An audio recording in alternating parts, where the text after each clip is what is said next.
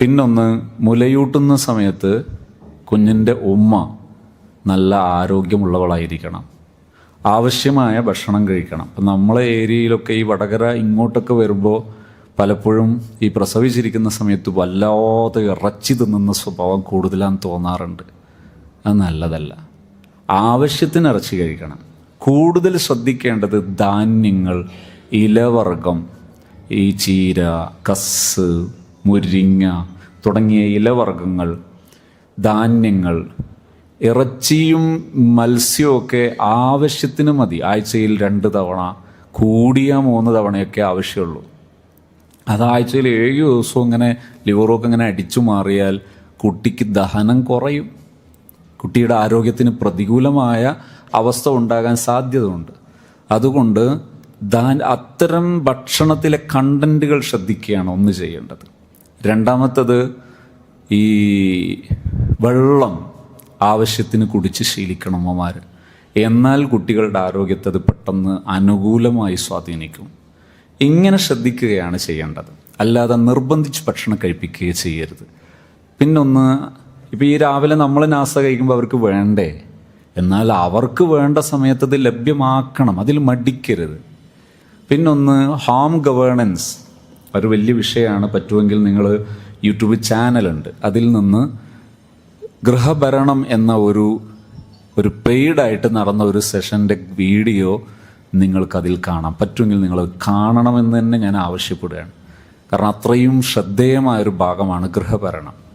ഗൃഹഭരണം നേരെയല്ലെങ്കിൽ മൊത്തത്തിൽ അൽക്കുൽത്താകും നമ്മുടെ വീടും പരിസരവും. ഗൃഹഭരണം നമുക്ക് സന്തോഷകരമായി ഫീൽ ചെയ്യണം, അനുഭവപ്പെടണം. മറ്റൊന്ന്, ഈ ഗൃഹഭരണവുമായി ബന്ധപ്പെട്ട് ഇപ്പോൾ ഒരു രാവിലെ നാസ്ത കഴിച്ചു. നാസ്ത എത്ര മണിക്കാണ് കഴിക്കുന്നത്? ഒരു 8 മണിക്ക് 9 മണിക്കാണ് കഴിക്കുന്നത്. ആ സമയത്ത് 10 പ്ലേറ്റ് ഉണ്ട്. 5 ആളുണ്ടെങ്കിൽ ഒരു 5-10 പ്ലേറ്റ് ഉണ്ടാകും. ഈ പ്ലേറ്റ് അപ്പം കഴിയുകയാണെങ്കിൽ ഒരു പ്ലേറ്റ് കഴിക്കാൻ 2 സെക്കൻഡ്, 3 സെക്കൻഡ്, 4 സെക്കൻഡൊക്കെ വേണ്ടു. 10 പ്ലേറ്റും കഴുകാൻ ഒരു മിനിറ്റ്, 2 മിനിറ്റ്, 3 മിനിറ്റ്, 4 മിനിറ്റൊക്കെ വേണ്ടു. എന്നാൽ ഇതൊരു 11 മണിയായി നമ്മൾ ചോറിൻ്റെ അരി വെള്ളത്തിലിടുമ്പോൾ അപ്പോഴാണ് കഴുകുന്നതെങ്കിൽ 10, 3, 4, 5 മിനിറ്റ് കൊണ്ട് കഴുകേണ്ട സാധനം 1/2-3 മണിക്കൂർ കഴുകും. അപ്പം എന്താ സംഭവിക്കുകയെന്നറിയോ? കുട്ടിയോടുണ്ടാവും വെറുപ്പ് പിടിക്കുന്നത്, വീട്ടിലെ കോയിനോടുണ്ടാവും വെറുപ്പ് പിടിക്കുന്നത്, അപ്പടങ്ങാനും കിടന്ന പൂച്ചനോടടക്കം വെറുപ്പ് പിടിക്കുന്നുണ്ടാവും. എന്തേ കാര്യം? ഈ ബേസിൻ്റെ അടുത്ത് നിന്ന് കുനിയുമ്പോൾ ഈ കുനിച്ചിലിനൊരു പ്രശ്നമുണ്ട്. അതായത് ചെറിയൊരു ഡിഗ്രിയിലുള്ള കുനിച്ചിലേ ഉണ്ടാവുള്ളൂ. ആ വളവിൽ ലംബാർ, സ്പൈനൽ കോഡലിലെ ലാസ്റ്റത്തെ സെറ്ററാണ് ലംബാർ. 5 സെറ്റ്. ഈ 5 സെറ്റിൽ പെട്ടെന്ന് നീര് വരും, നല്ല വേദന വരും. വേദന വന്നാൽ, ഇനി വന്നിട്ടില്ലെങ്കിലും, ലംബാറിന് ശേഷം സിയാറ്റിക്ക അഥവാ കാലിലേക്ക് ഇറങ്ങുന്ന ജംഗ്ഷൻ, ഈ ജംഗ്ഷനിൽ ബ്ലോക്ക് വരും. ബ്ലോക്ക് വന്നാൽ കാലിൻ്റെ ഞരമ്പുകളിൽ ഉള്ള രക്തോട്ടത്തെ അത് പ്രതികൂലമായി സ്വാധീനിക്കും. അപ്പോൾ കാലിന് കടച്ചിലും കാലിൽ ഈ ഞരമ്പ് തടിക്കലൊക്കെ വേഗം വരും. അതിൽ തന്നെയുള്ള blood vessels in and out അത് കേടായാൽ അത് ചിലപ്പോൾ എന്തായി മാറാൻ ചാൻസ് ഉണ്ട്? വെരിക്കോസ് വെയിൻ ആകാനും ചാൻസ് ഉണ്ട്. അപ്പോൾ അങ്ങനെ കൂടുതൽ പ്രശ്നങ്ങളിലേക്ക് പോകാൻ ചാൻസ് ഉണ്ട് ഗൃഹഭരണത്തിലെ മെൻറ്റാലിറ്റി മാറിയാൽ. അതേസമയം കഴിച്ച ഉടനെ 10 പ്ലേറ്റ് കഴുകാൻ ചെറിയ സെക്കൻഡേ വേണ്ടുള്ളൂ, വേഗം കഴിയും. അങ്ങനെയാണ്, കുറഞ്ഞ സമയം മതി. അതിൽ ബാക്ടീരിയ വരൂല. അതേ സാധനം ഒരു 2-3 മണിക്കൂർ വന്നാൽ ബാഡ് ബാക്ടീരിയാസിൻ്റെ സാന്നിധ്യം ഉണ്ടാകും. കഴുകൽ ഒന്ന് ശ്രദ്ധ കുറഞ്ഞാൽ പ്ലേറ്റിൻ്റെ ജംഗ്ഷനുകളിൽ, ഗ്ലാസിൻ്റെ ജംഗ്ഷനുകളിൽ ഓരോ കോണിലും ബാക്ടീരിയയുടെ സാന്നിധ്യം ഉണ്ടാകാൻ സാധ്യതയുണ്ട്. കഴുകുമ്പോൾ അത് പെട്ടെന്ന് ക്ലിയർ ആയിക്കൊള്ളണമെന്നില്ല. അസുഖങ്ങൾ കൂടാൻ അത് മതിയാകും. അപ്പോൾ അത് ആരോഗ്യത്തെയും മൈൻഡിനെയും ഒക്കെ പ്രതികൂലമാകും ഈ മൈൻഡ് സെറ്റ് പോയാൽ. അതേസമയത്ത് ഗൃഹഭരണത്തെക്കുറിച്ചുള്ള കാഴ്ചപ്പാട് സെറ്റായാൽ ഒരു പ്രയാസവും ഉണ്ടാവില്ല. 10 കഴിട്ട് കഴിയുമ്പോൾ ഒരു വിഷമം ഉണ്ടാവില്ല. അല്ലെങ്കിൽ ഇപ്പം കഴുകേണ്ടത് ഉച്ചക്ക് കഴുകാമെന്ന് വിചാരിക്കും, ഉച്ചക്കത്തെ വിചാരിക്കും വൈകുന്നേരം കഴുകാമെന്ന്. അത് മതി പ്രശ്നമാകാൻ. എടുക്കുന്ന ജോലികൾ, ഇപ്പം ചിലരൊക്കെ മുറ്റടിക്കുകയാണെങ്കിൽ അല്ലെങ്കിൽ ഒന്ന് വീടടിച്ചു വരികയാണെങ്കിൽ അതൊരു പണി തന്നെ ആയിരിക്കും. അതായത് ഡൈനിങ് ഹാൾ അടിച്ചു വാരി അടുത്ത ബെഡ്റൂം അടിച്ചു വരുന്നതിൻ്റെ മുമ്പ് ഒരു 3 വട്ടം മൊബൈൽ നോക്കിയിട്ടുണ്ടാവും. എന്തുകൊണ്ടാണ് ഇങ്ങനെ ചെയ്യുന്നത്? നാം ഈ കാഴ്ചപ്പാട് റെഡിയില്ലാത്തത് കൊണ്ടാണ്. എനിക്ക് പ്രതിഫലം കിട്ടുന്നൊരു സൽക്രമമാണ് ഒരു ഗൃഹഭരണം എന്നത്. വലിയൊരു സ്കില്ലാണ്, അത് വലിയൊരു പ്രൊഫഷനാണ്. ഒരുപാട് സ്കില്ലുകൾ ക്ലബ് ചെയ്തിട്ടുള്ള ഒരു സ്കില്ലാണ്, അല്ലെങ്കിൽ ഒരു പ്രൊഫഷനാണ് ഗൃഹഭരണം. അതിൽ വീട് ഭംഗിയാകുക, വീട് വൃത്തിയാവുക, വീട് എല്ലാ അർത്ഥത്തിലും സൗകര്യമുള്ളതാവുക, ഈ ചിന്ത ഉണ്ടെങ്കിൽ, അത് വലിയ പ്രതിഫലമുള്ളതാണ് എന്നുള്ള ബോധ്യം ഉണ്ടെങ്കിൽ അടിച്ചു വാരുമ്പോൾ ടെൻഷൻ ഉണ്ടാവില്ല, വേഗം തീരും. ചിലർ അടിച്ചു വാരിയാൽ, ഡൈനിങ് അടിച്ചു വാരിയാൽ അത് അവിടെ കൂട്ടി, മറ്റത് അടിച്ചു വാരിയത് അപ്പുറത്തും കൂട്ടി. ഇതന്നെ മതി ലക്ഷണക്കേടിന്. ഈ മൈൻഡ് സെറ്റ് മാറണം. മൈൻഡ് സെറ്റ് മാറിയിട്ടാണ് വർക്ക് ചെയ്യുന്നതെങ്കിൽ മക്കളെ ഭക്ഷണം കഴിപ്പിക്കലോ മറ്റൊന്നിനും പ്രയാസം ഉണ്ടാവില്ല. മക്കൾക്കൊരു ഭക്ഷണം എടുത്തു കൊടുക്കാൻ പ്രയാസം ഉണ്ടാവില്ല. ഇത് ഒരു പണി എടുക്കുമ്പോഴേക്ക് സുബ്ഹാനല്ലാഹ്, ആ വഴിയിലൂടെ ആർക്കും വഴി പോലും പോകാൻ പറ്റൂല. അങ്ങനെയായിരിക്കും ചിലവിടത്തൊക്കെ, ഭയങ്കര ശൂര്യതായിരിക്കും. അതൊക്കെ ഈ പ്രശ്നമുള്ളതുകൊണ്ട്. ഈ പ്രശ്നം ഇല്ലെങ്കിലോ, അതായത് വീട് ഭരണം എന്നതിനെക്കുറിച്ചുള്ള അതൊരു പ്രതിഫലാർഹമാണ് എന്ന ബോധ്യം മനസ്സിലുണ്ടെങ്കിൽ അത് കഴിയുമ്പോൾ ഒരു സുഖ. ഏതുപോലെ നടക്കണം? നമ്മുടെ കുട്ടികളില്ലേ, കുട്ടികൾ ക്രിക്കറ്റ് കളിക്കുന്ന നിങ്ങളെപ്പോഴും കണ്ടിട്ടുണ്ട്. ക്രിക്കറ്റ് കളിക്കുന്ന നിങ്ങൾ കണ്ടു നോക്കണം ഇടയ്ക്കൊക്കെ, നല്ലതാ.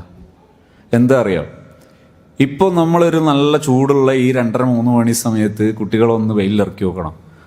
ഇപ്പം ഞാൻ വരുമ്പോൾ ഞാൻ അവിടുന്ന് ഫുട്ബോൾ കളിക്കുന്നുണ്ട്. എന്താ ഒരു ഓട്ടം, സുബ്ഹാനല്ലാഹ്. ആ ഓട്ടം എങ്ങനെ നേരെ ഓടിയിട്ടുണ്ടെങ്കിൽ അവരങ്ങ് കാസർഗോഡ് കഴിഞ്ഞിട്ടുണ്ടാവും. അമ്മാതിരി ഓട്ടം. പക്ഷെ അവർക്ക് ആർക്കെങ്കിലും ഈ ഒരു 2 സെഷൻ കഴിഞ്ഞതിന് ശേഷം പടച്ചോനെ ഇന്ന് കുറേ ഓടിയല്ലോ, ടെൻഷൻ ഉണ്ടോ? ഇല്ല. നമ്മളൊരു 2 റൂം അടിച്ചു വാരുമ്പോൾ ഇതുപോലെ തോന്നണം. അഥവാ വീട് വൃത്തിയാക്കുന്ന സമയത്ത് അതിനെക്കുറിച്ച് ഇങ്ങനെ ഒരു മനോഭാവം വേണം.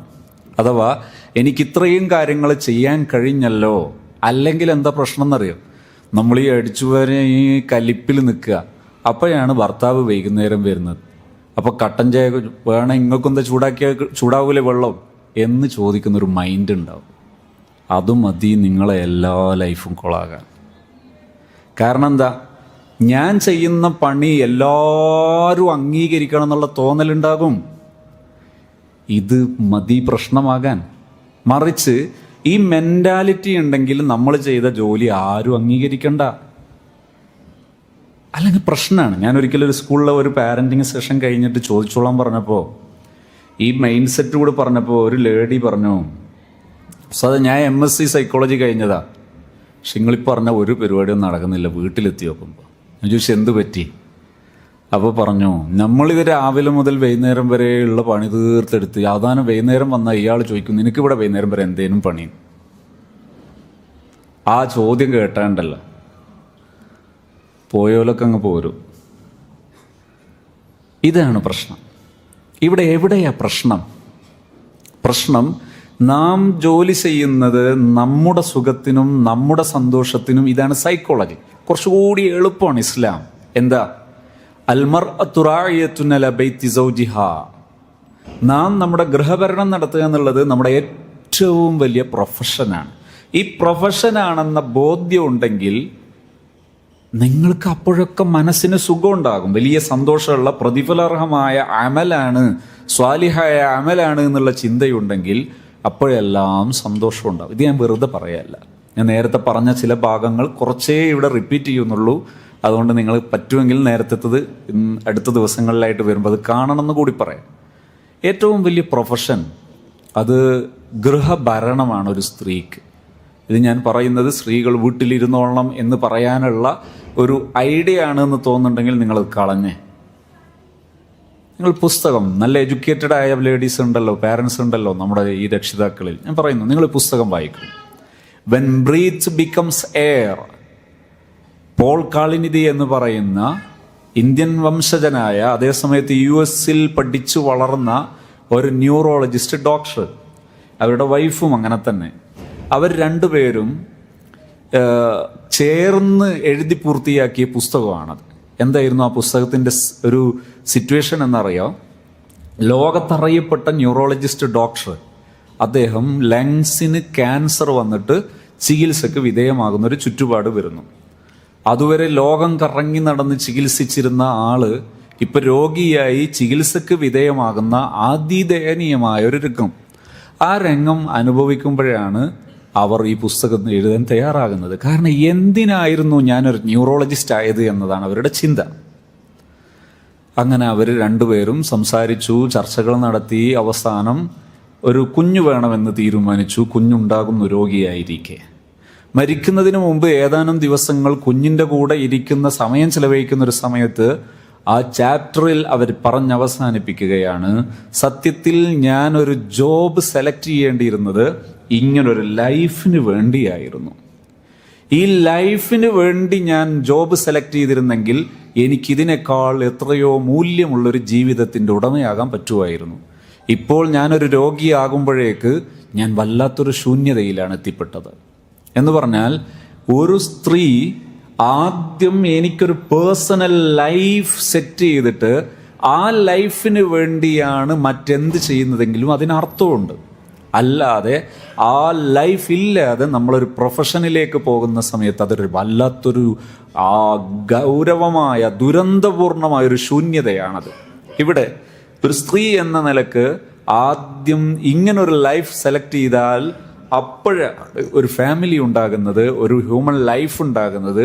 ആ ലൈഫിന് വേണ്ടിയാണ് ജോബെല്ലാം വേണ്ടത്, ഏത് പ്രൊഫഷനും വേണ്ടത്. എന്ന് മാത്രമല്ല, നിങ്ങളൊന്ന് ആലോചിച്ച് നോക്ക്, ഒരു സ്ത്രീ അവർ കളക്ടറാണ്. ആ സ്ത്രീ ഒരാൾ കളക്ടർ, ഒരു IAS ആകണമെങ്കിൽ IASന്റെ പ്രോസസ്സുകൾ, അതിൻ്റെ പഠന കാലയളവ്, അതിൻ്റെ പരിശീലന കാലയളവ്, ഇതെല്ലാം പഠിച്ചൊരാൾക്ക് മനസ്സിലാകും ആ ഒരാൾക്ക് പേഴ്സണൽ ലൈഫിൻ്റെ ഭാഗമായി മാറ്റിവെക്കാൻ എത്ര സ്പേസ് ഉണ്ടാകും. ആർക്കും മനസ്സിലാവും. ഇത്തരം ഒരു ജോബ് സെലക്ട് ചെയ്യുന്ന ഒരാൾക്ക് പേഴ്സണൽ ലൈഫായിട്ട് സ്വന്തം ഭർത്താവിന്, സ്വന്തം മക്കൾക്ക്, സ്വന്തത്തിന് വേണ്ടി മാറ്റിവെക്കാൻ എവിടെയാ സ്പേസ്? ആലോചിച്ച് നോക്കുങ്ങൾ. ഞാൻ കഴിഞ്ഞ ദിവസം ഒരു IASന് പ്രിപ്പയർ ചെയ്യുന്ന ഒരു സുഹൃത്ത് എൻ്റെ ട്രെയിനിങ് സെല്ലിൽ ഇതിൽ ജോയിൻ ചെയ്തു. അദ്ദേഹം പറഞ്ഞു, ഇതിൻ്റെ പ്രിപ്പറേഷനിലൂടെ പോകുന്ന സമയത്ത് പിന്നൊരു പേഴ്സണൽ ലൈഫ് എന്ന സ്പേസ് ഇല്ല. അത്രയും പരിശീലനങ്ങൾ കംപ്ലീറ്റ് ചെയ്യും മാത്രമേ ആ പ്രൊഫഷൻ, ആ ജോബ് അത് സെറ്റിലാകുന്നുള്ളൂ. ഇവിടെ നിങ്ങളൊന്ന് ആലോചിച്ച് നോക്ക്, ഒരു കുഞ്ഞിന്, ഒരു മനുഷ്യ കുഞ്ഞിന് ഒരു മാതാവ് എന്ന ഒരു ലേബലിൽ, ആ ഒരു പൊസിഷനിൽ ഒരു മനുഷ്യ കുഞ്ഞിന് അങ്ങനെ ഒരു പ്രസൻസ് കിട്ടാതിരുന്നാൽ ആ മനുഷ്യ കുഞ്ഞിലുണ്ടാകുന്ന അരാജകത്വം അതിഗൗരവപൂർണമാണ്, ഭയാനകമാണത്. നിങ്ങൾ ആലോചിച്ച് നോക്ക്. അതേസമയത്ത് ഇപ്പുറം ഞാനിപ്പോൾ ഈ പറഞ്ഞതുപോലെ ഒരാൾ ആ സ്ഥാനത്ത് ഒരു ഹൗസ് വൈഫ് ആവുകയാണ്. അവരിലൂടെ ഭർത്താവ്, അവരിലൂടെ അവിടെ വരുന്ന കുഞ്ഞുങ്ങൾ, അവരിലൂടെ ആ വീട്ടിലെ മറ്റ് അംഗങ്ങൾ, അവർക്കുണ്ടാകുന്ന ശാന്തതയും വളർച്ചയും അവരുടെ ഒരു കോൺട്രിബ്യൂഷനും അതെത്ര വലുതാ. നിങ്ങൾ പഠിച്ചു നോക്ക്, APJ അബ്ദുൽ കലാം. APJ അബ്ദുൽ കലാം എന്ന് പറയുന്ന ഒരു മനുഷ്യൻ, അങ്ങനെ ഒരു വിശാലമായ വലിയൊരു മനുഷ്യൻ, ഇന്ത്യയോളം വലുപ്പം വെച്ചൊരു മനുഷ്യൻ. ആ മനുഷ്യൻ എങ്ങനെ രൂപപ്പെട്ടതാ? അതൊരു പാരന്റിങ്ങിന്റെ ജന്മമാണ്, അതൊരു പാരന്റിന്റെ ക്രിയേഷനാണത്. KR നാരായണൻ എന്ന മലയാളിയായ ഇന്ത്യൻ പ്രസിഡന്റ് നിങ്ങൾ വായിക്കണം. നിരക്ഷരയായ മാതാവ്, ദാരിദ്ര്യത്തിന്റെ പടുകുഴിയിലൂടെ വളർന്നു വരുന്ന മാതാവ്, ആ മാതാവിൻ്റെ പാരന്റിങ്ങിന്റെ ഔട്ട്പുട്ടാണ് സത്യത്തിൽ അങ്ങനെ ഒരു വലിയ മനുഷ്യൻ. ഇമാം ഷാഫി റളിയല്ലാഹു അൻഹു ലോകം മുഴുവനും എത്തിപ്പെട്ട ഇൽമു കൊണ്ട്, അറിവ് കൊണ്ട് നിറച്ച നേതാവ്. ആ ഒരു നേതാവിൻ്റെ ജീവിതത്തെക്കുറിച്ചുള്ള ഒരു പരാമർശം പഠിച്ചു നോക്കൂ. റബ്ബത്നി ഉമ്മി, എൻ്റെ ഉമ്മയുടെ പാരന്റിങ് ആണ് എന്നെ ഇത്ര വലുപ്പമാക്കിയിരിക്കുന്നത് എന്നാണ് ഷാഫി ഇമാമിൻ്റെ കാഴ്ചപ്പാട്. ഇവിടെ നിന്ന് മനസ്സിലാക്കിയിട്ട് വേണം നാം എന്ത് ചെയ്യാൻ. പാരന്റിങ്ങിൽ നമ്മുടെ ഒരു ലൈഫ് എന്ത്, ഒരു ഏരിയ എന്ത് എന്ന് മനസ്സിലാകണം. അങ്ങനെയാണെങ്കിൽ നമ്മുടെ ഒരു അഡോളസൻസായ ഒരു മക്കളോട് സമീപിക്കുമ്പോൾ എന്താ വേണ്ടത്? ഈ പ്രായത്തിൽ കുഴപ്പമൊന്നുമില്ല. ഈ പ്രായത്തിൽ ആകെ വേണ്ടത് എന്താ? അവരെ അറിഞ്ഞ് അവരെ കൂടെ നിൽക്കാൻ സന്നദ്ധതയുള്ള ഒരു ഉമ്മയുടെ, ഒരു വാപ്പയുടെ സാന്നിധ്യമാണ് വേണ്ടത്.